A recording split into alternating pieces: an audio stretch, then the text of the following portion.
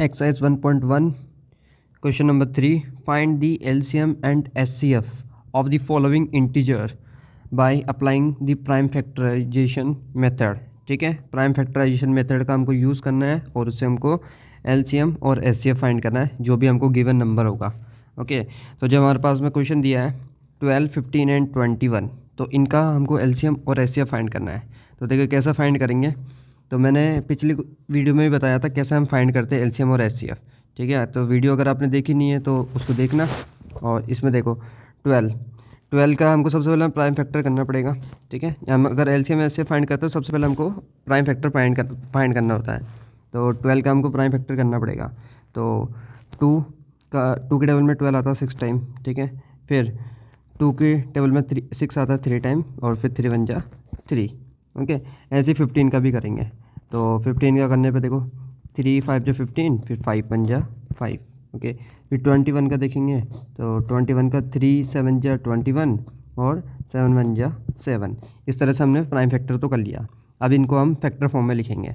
तो जैसे देखो 12 को हमने जब किया तो 2 इंटू 2 इंटू 3 ये आया.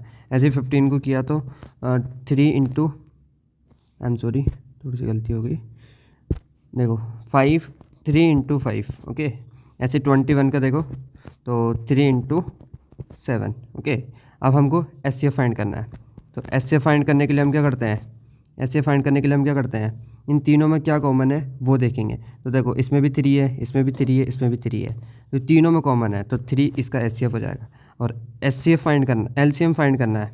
तो LCM फाइंड करने के लिए हम क्या करते हैं कि जो कॉमन है ना, जो SCF उसको तो लिख देंगे और बाकी बचे हुए जैसे ये 2 बच गया, ये 2 बच गया, इनको भी लिख दो. ऐसे ही देखो 5 और 7 भी बच गया, इनको भी लिख देंगे. ठीक है, और इन सबको जब हम जैसे ही मल्टीप्लाई करेंगे तो मल्टीप्लाई करने पे जैसे देखो 2 3 जा 6, 6 2 जा 12. ओके, 12 5 जा 60 और 67 जा होता है 420. ठीक है, 67 जा 420. ओके, ऐसे मल्टीप्लाई करके हमको SCF और LCM फाइंड करना होता है. तो अब हम देखेंगे जो इसका सेकंड क्वेश्चन है. ओके, तो हमको क्वेश्चन दिया है 17, 23 और 29. तो देखो 17 का करेंगे सबसे पहले. तो 17 का हम जब करेंगे तो इस प्रकार हो जाएगा 17 1 जा 17. तो 17 क्योंकि खुद एक प्राइम नंबर है तो कुछ किया ही नहीं इसमें.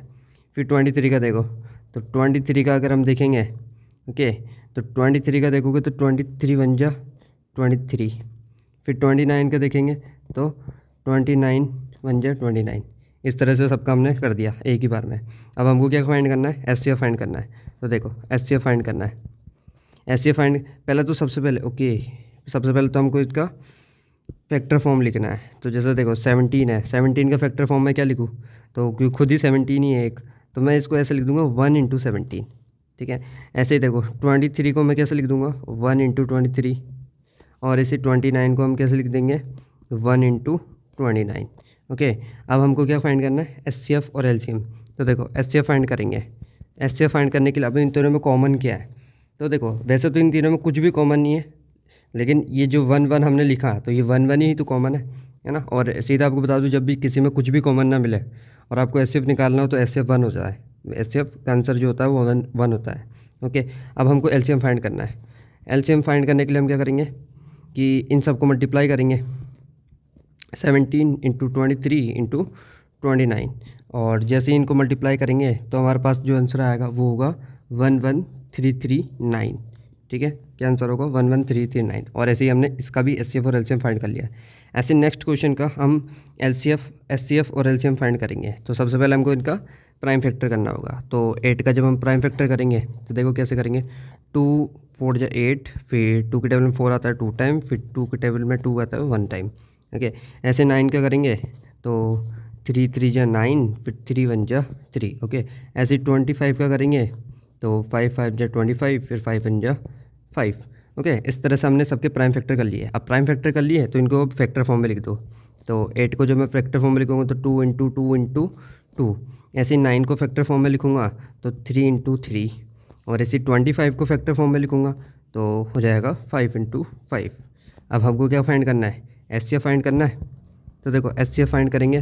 तो SCF फाइंड करने के लिए हमको इनमें तीनों में कॉमन देखना पड़ेगा. अब तीनों में तो कुछ कॉमन दिख ही नहीं रहा, तो मैंने बोला SCF जब भी किसी में कुछ कॉमन नहीं दिख रहा और SCF निकालना हो तो आंसर हो जाता है 1.